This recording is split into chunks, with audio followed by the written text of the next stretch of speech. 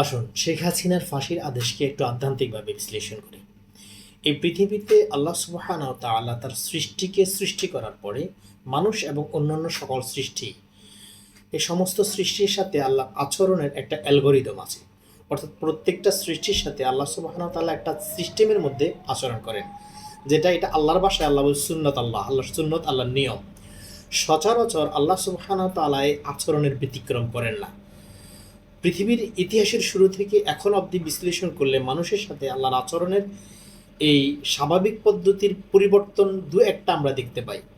যেমন ইব্রাহিম আলাইহিসসালামকে নমরুদ আগুনের কুণ্ডলিতে ফেলেছিল, আগুনের আচরণ হচ্ছে সকল কিছুকে পুড়িয়ে দেওয়া, কিন্তু ইব্রাহিম আলাইহিসসালামকে আগুন পুড়তে পারেনি, কারণ আল্লাহ সুবহানাহু ওয়া তাআলা বলেছিল কুল্লা ইয়া নারু কুনি বারদাও ওয়া সালামান আলা ইব্রাহিম, এই আগুন তুমি আমার ইব্রাহিমের জন্য শান্তিদায়ক হয়ে যাও। ফলে আগুন ইব্রাহিম আলাইহিসসালামকে পুড়তে পারেনি।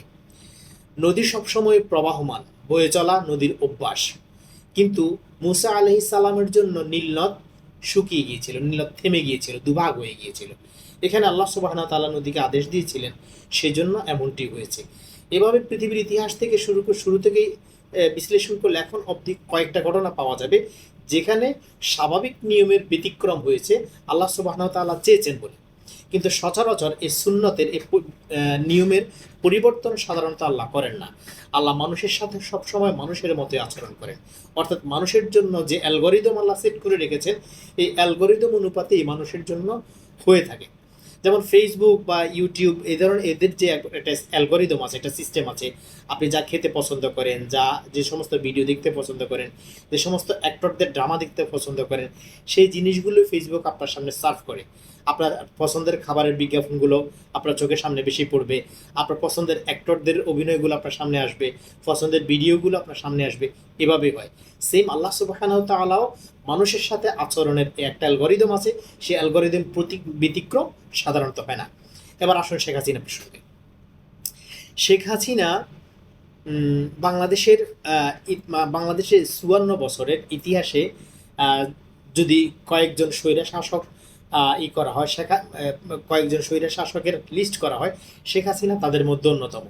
যদি শেখ হাসিনাকে ফার্স্ট ধরা হয়, সেকেন্ড হবে তার বাবা শেখ মুজিব, অথবা তার বাবা শেখ মুজিব ফার্স্ট হলে সেকেন্ড শেখ হাসিনা, এরপরে আমরা হয়তো এর সাথে দিকে যেতে পারি।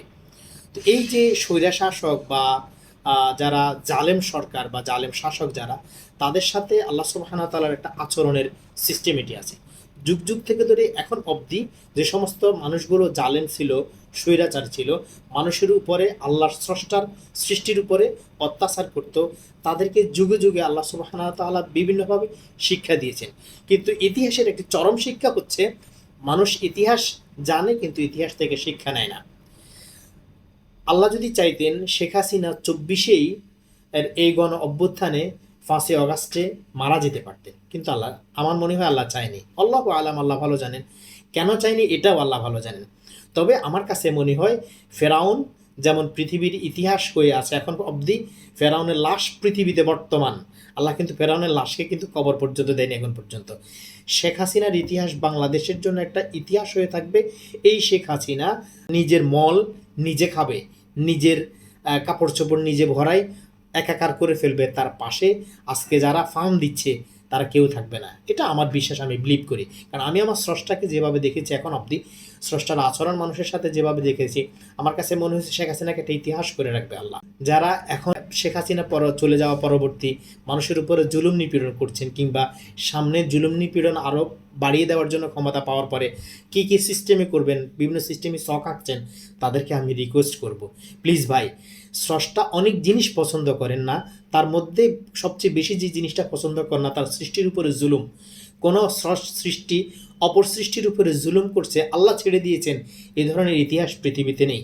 অজপাড়া গাঁয়ের কোনো এক সহজ সরল মানুষও যদি অন্য কোনো একটা প্রাণীর উপরে, কোনো মানুষের উপরে জুলুম করে, আল্লাহ তাকে ছেড়ে দিবেন না।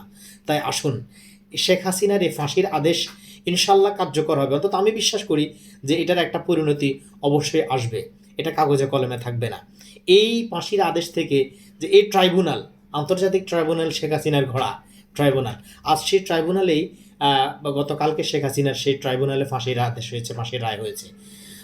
এই যে মানে এটা শেখ হাসিনা কখনো কল্পনাও করতে পারেনি।